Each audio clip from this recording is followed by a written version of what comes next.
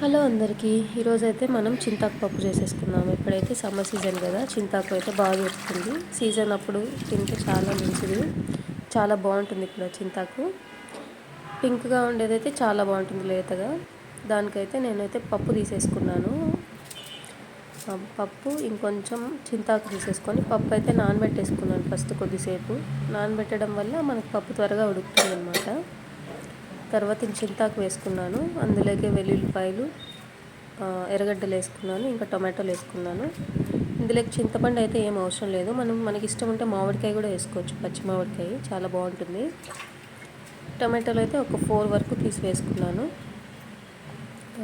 వెల్లుల్లిపాయలు అయితే ఒక 10 to 15 వరకు వేసుకున్నాను. తర్వాత పచ్చిమిరపకాయలు వేసుకున్నాను ఒక 4 to 5, ఎందుకంటే ఇందులో నేను కారపొడి కూడా వేస్తాను కాబట్టి. పచ్చిమిరపకాయలు తినే వాళ్ళు ఎక్కువ అయితే ఇంకా ఎక్కువ వేసుకోవచ్చు. తర్వాత పసుపు, ఒక 1 స్పూన్ వరకు కారం వేసాను.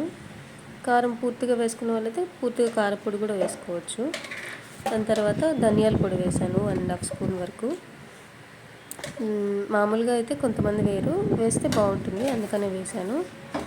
తర్వాత వచ్చి జీలకర్ర, మెంతులు వేసుకున్నాను.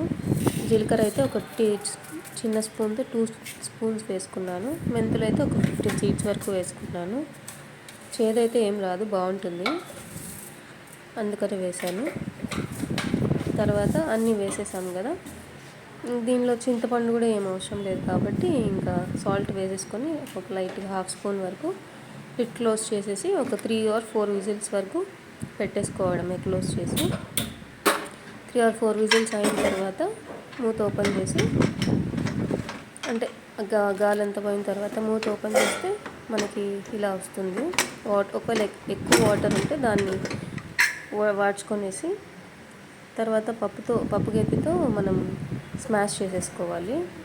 స్మాష్ చేసుకున్నాక పోపు వేసుకోవడమే. దీనికి పోపు కోసం నేనైతే చిన్నుల్లిపాయలు వాడుతున్నాను, చాలా అంటే చాలా బాగుంటాయి. వెల్లుల్లి అయితే వేసుకున్నాను. చిన్నుల్లిపాయలు అయితే నాకు చాలా అంటే చాలా ఇష్టం అన్నమాట. పప్పులో వేస్తే చాలా ఫ్లేవర్ఫుల్గా ఉంటాయి, అందుకని వేసాను అన్నమాట. వెల్లుల్లి ఫస్ట్ వేయడానికి కారణం ఏంటంటే కొంచెం అవి బాగా ఫ్రై అవుతాయని. తర్వాత ఎర్రగడ్డలు వేసాను, తర్వాత సాసోలు వేసాను. సాసోలు అంటే ఆవాలన్నమాట, కరివేపాకు, ఇంకా జీలకర్ర వేసుకోవచ్చు. నేను ఫస్టే వేసేసాను కాబట్టి ఇప్పుడేం వేయటం లేదు. తర్వాత ఇంగువ వేసుకున్నాను. పప్పులోకి ఇంగువ వేస్తే చాలా బాగుంటుంది ఎప్పుడు. దాని తర్వాత కొంచెం గోల్డెన్ బ్రౌన్ వచ్చేంత వరకు ఫ్రై చేసుకొని తర్వాత పప్పు దానిలో వేసుకోవాలి. ఇంగువ ఎప్పుడు కూడా మనం లాస్ట్లోనే వేసుకోవాలి, ఎక్కువ ఫ్రై చేయకూడదు. అంతే, మనకెంతో టేస్టీగా ఉండే చింతాకు పప్పు రెడీ. సబ్స్క్రైబ్